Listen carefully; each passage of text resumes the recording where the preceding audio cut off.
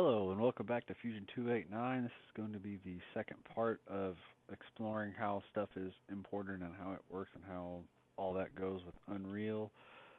Just giving a quick plug real quick. Again, I'm going to put the link at the bottom for my GoFundMe. If you like the videos and wish to do so, you can always donate to help me get a better setup. Let's go back to the dashboard. And again, there it is right there. Appreciate that very much if you guys do. Again, if not, no big deal. Anywho, getting back into it, this is the little piece that we kind of left off with on the last set of little videos. If you still have it, good. If not, not a big deal. You can always make something of any type you want. If you just absolutely have to have the same one, this is a 4x4. You can see I did it by the dimensions or the scale. Just take the basic cube, the one that you load up or start with when you first open it up. Make it this size, and then the axis, all of those are going to be as follows. Let's see here, I'm just making a quick correction here. The first one over here is going to be a -1 by +2 and 2. That's -1 on the x, +2 on the y, and 2 on the z. I'm going to put some annotations in there too on this video that should be popping up right now for you guys to see. The next cube, this is the 4x4x4 or 2x2x2, depending on whether you went with dimension or scale. Located at a 2x2x2 even. That is to say all 3 points are 2x2x2. The last one is going to be a 5 on the x, a 2x2 as well. There we go. So yeah, there you go. All of them are on the 2x2 on the x and z, or sorry, y and z. The only difference is they're all spaced just a little bit differently. Okay, getting back to it. What we're going to cover again is how to export and import. I always go down here and hit the export button and click FBX. That's the one I've always used. You can do it with the 3D Studio. There are other ones here that also will work. I just always stuck with FBX. It's where I learned and how I started on it. This is what works, and you know what they say, if it works and it ain't broke, don't fix it. By default, you should look something like this.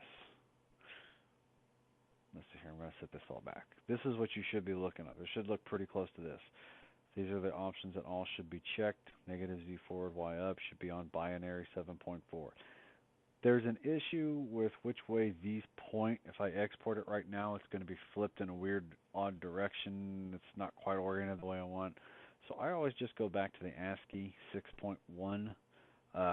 When you click it, you're going to load this up, and again, this will be your default, everything selected and all that. Negative Z forward is correct, and the Y up is also correct. Your scale is going to be at 1. All these are going to be checked here. Leave them checked by default. Go ahead, and the only other one you need to check is tangent spaces. That's for all files. They're all going to be that way. Same thing on the negative Z and the Y up. Those are all going to be that way in the 6.1. That's all default. That's all set up. The one thing that can be varied and changed is the scale.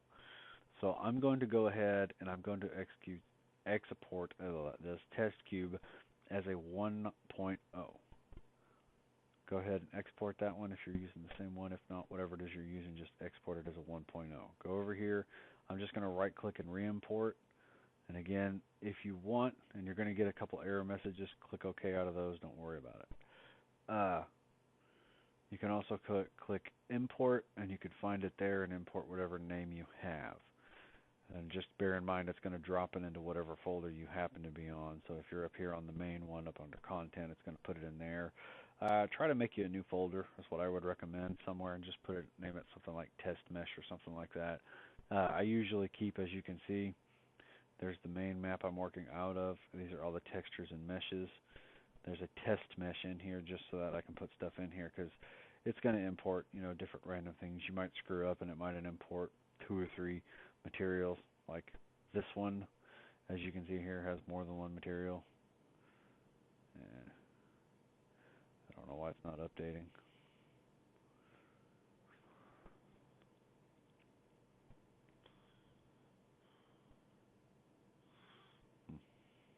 Oh, I know why it's not updating. It's because this is what I have selected in the world grid. Just kidding. But as an example, come on, there we go. And there's that and all that. Anyway, getting back to it, let's click that little guy and focus in on him. You're going to notice something really weird's going on with your piece. It gave you a weird error message. You're also going to notice how small that is. Effectively, everything in Unreal is like 1/10 of a millimeter per 1 U unit, or 1 Blender unit is 1/10 of an Unreal unit. It's something to that effect. It's really small. Oh, yeah, I got to downsize. So if I zoom way in, even though this is a 2 unit, in this case a 4 unit piece, you'll notice how much space I have here. I'm going to duplicate that real quick. Figure out where it dropped it at. I'm going to put it here, and then the Y, I'm just going to negative. The only reason I'm doing this is just to go ahead and show you. You don't have to do that. And you'll notice how it looks like I have about 2 units here. If I middle, let's see, I'm trying to remember.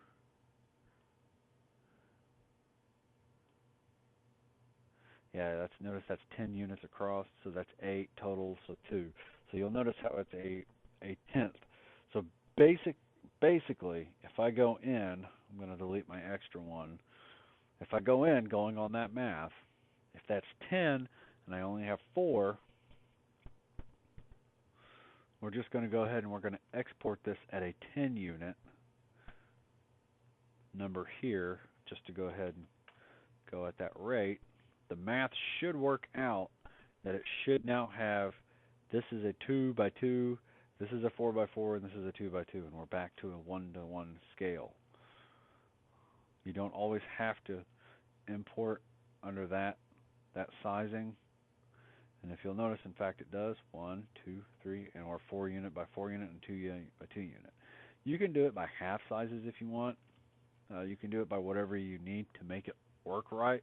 I try to import everything back into that map or whatever it is I'm working with at the correct scale, so this way you don't have to do any crazy numbers. There's nothing wrong with that.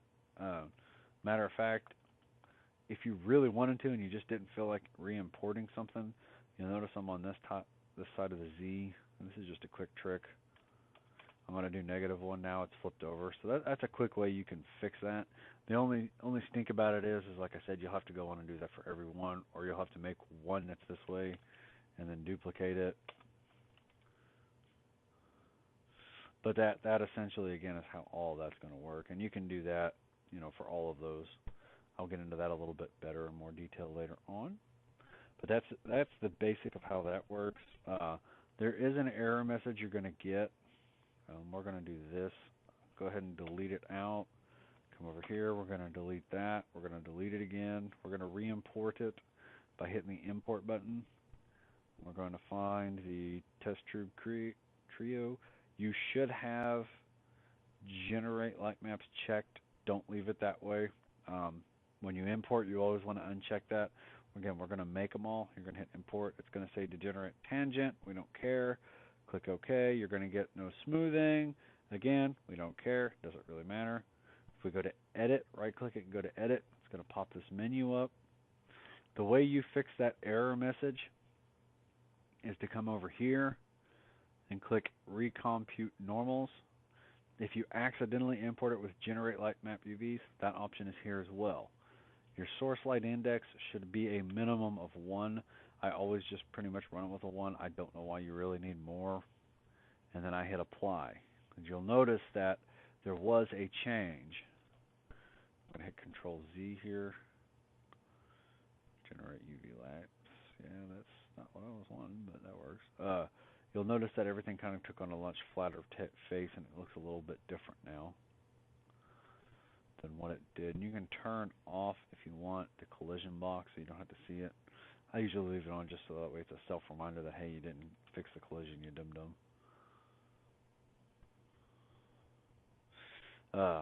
You also can use a little trick, and we're just about winding this down. This is going to roll over into another video, so I'm going to stop real quick, and then I'm going to pick right back up on our second video.